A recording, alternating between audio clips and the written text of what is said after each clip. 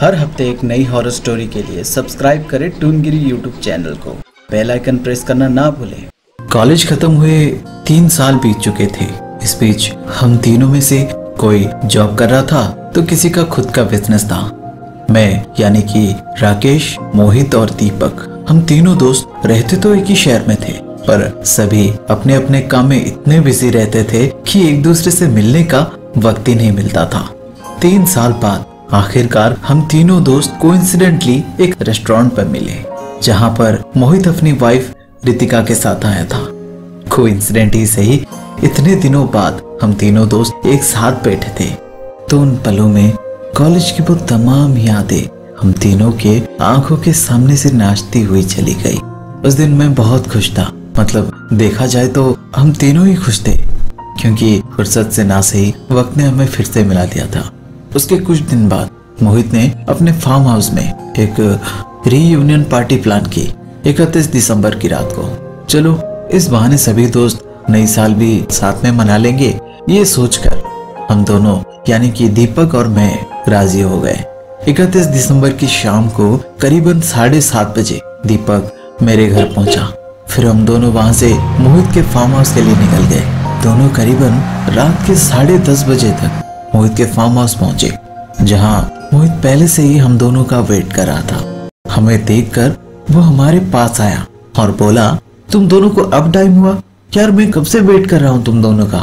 अब जल्दी चलो, पार्टी शुरू हो चुकी है। अंदर चल के देखा तो कुछ लोग और भी थे पार्टी में। मोहित ने हमें उन लोगों से मिलवाया। फिर हम लोग पार्टी एंजॉय करने लगे। फिर पार्टी खत्म हुई तो सब लोग अपने अपने घर चले गए। हम दोनों भी घर के लिए निकले ही थे कि मोहित ने कहा, तुम दोनों आज की रात यहीं रुक जाओ, कल सुबह चले जाना। उसके कहने पर हम दोनों रुक तो गए, पर हम दोनों काफी थक चुके थे और रात भी काफी हो चुकी थी, तो मैं और दीपक सोने चले गए। पर शायद उस रात मोहित किसी वजह से परेशान था और इस वजह से वो सो भी नहीं पा रहा था। सुबह जब मेरी नींद खुली तो मैंने देखा मोहित कमरे में नहीं था। उसे ढूंढते हुए जब हम दोनों हॉल में पहुंचे तो हमने देखा मोहित वहीं हॉल में पड़ा हुआ था। मोहित ठीक से सांस भी नहीं ले पा रहा था।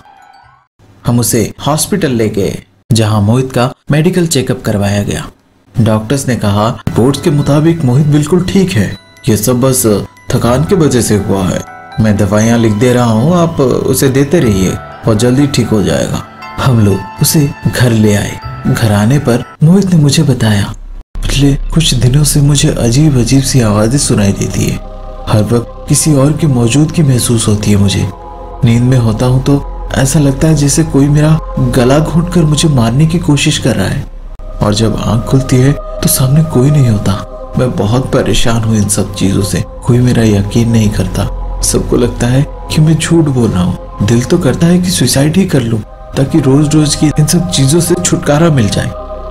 सच कहूं तो ये सब सुनकर मुझे भी यकीन नहीं हुआ, इसलिए मैंने उसे बोला, कुछ भी नहीं होगा तुझे, सब ठीक हो जाएगा, तू बस दवाइयाँ लेते रहना। फिर समय बीतता गया और समय के साथ साथ उसकी हालत और भी ज्यादा बिगड़ता चला गया। फिर एक वक्त ऐसा भी आया जब मोहित ने खुद को एक कमरे में बंद कर लिया। वो किसी से ना ही बात करता था और ना ही किसी को अपने पास आने देता था। यहाँ तक कि खाना पीना भी लगभग छोड़ ही दिया था उसने, बंद कमरे के पीछे से। वो कभी हंसता, कभी रोता, तो कभी जोर जोर से चीखते चिल्लाते हुए खुद को बचाने की गुहार लगाता। हद तो तब हो गई जब रितिका ने कॉल करके मुझे जल्द से जल्द घर पहुंचने को बोला। और जब मैं मोहित के यहाँ पहुंचा तो रितिका ने बताया कि उसने मोहित को फ्रिज में से कच्ची मछलियां निकालकर खाते देखा है। ये सुनकर मैं बिल्कुल हैरान रह गया, क्योंकि कोई भी नॉर्मल इंसान इस तरह कच्ची मछलियां कैसे खा सकता है। मैंने तसल्ली के लिए मोहित को एक बार देखना जरूरी समझा। इससे पहले कि मैं कुछ और सोचता, मुझे मोहित के कमरे से उसकी चीखने की आवाज सुनाई दी, और वो आवाज सुनकर मैं और रितिका हम दोनों उसके कमरे तक भागते हुए पहुंचे। मैंने दरवाजा खोलने की कोशिश की, पर दरवाजा अंदर से बंद था। मोहित बुरी तरह से चीख रहा था उस कमरे के अंदर। मैंने कई बार उसे दरवाजा खोलने को बोला, पर उसने दरवाजा नहीं खोला। फिर मजबूरन मुझे दरवाजे को तोड़ना पड़ा। उसके बाद जो नजारा हम दोनों ने देखा वो बहुत ही भयानक था। हमने देखा मोहित बुरी तरह से घायल था उसके हाथ में एक टूटे हुए शीशे का टुकड़ा था जिससे वो खुद को ही जगह जगह से काट रहा था। और जैसे ही मैं अंदर गया उसने मुझे देखकर बोला, मुझे बचा ले भाई, देख उसने क्या हाल किया है मेरा। और इतना कहते ही अचानक उसे दौरे पड़ने लगे और वो वहीं पर बेहोश हो गया।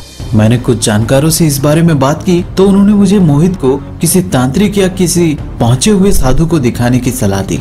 मैंने भी वही किया। मोहित को दिखाने के लिए एक तांत्रिक को उसके घर ले आए।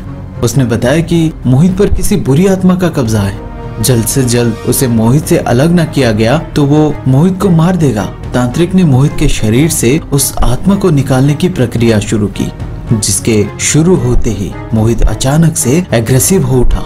लेकिन तांत्रिक को पहले से ही पता था इस बारे में, तो उसने पहले से ही मोहित को कुर्सी से बांध दिया था।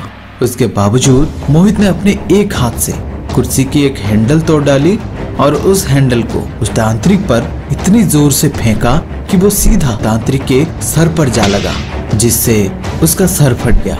बंधे होने के बावजूद मोहित इतना ताकतवर लग रहा था कि उसे रोकने में मेरी हालत खराब हो गई। ऐसा लग रहा था जैसे 5 लोगों की ताकत अकेले उसमें आ गई हो। और इसके साथ ही उस कमरे में बहुत ही अजीब अजीब सी चीजें दिखने लगी, जैसे कि डोर अपने आप खुलना बंद होना, लाइट्स, पंखा अपने आप चलना बंद होना, जैसे खून को जमा देने वाली कई सारी चीजें एक साथ दिखने लगी। इसी बीच मोहित इतनी जोर से चीखा कि उसके चीखने के साथ ही कमरे में जितनी भी लाइटें जल रही थी वो सब के सब एक साथ फट गए और मोहित वहीं बेहोश हो गया। उसके बाद मोहित ठीक हो गया, बिल्कुल पहले की तरह, लेकिन उसे उस घटना के बारे में कुछ भी याद नहीं था। ये कहानी आप सबको कैसे लगी हमें कमेंट के जरिए बताइए। इस वीडियो को लाइक करें और अपने दोस्तों के साथ ज्यादा से ज्यादा शेयर करके हमें अपना सपोर्ट दें।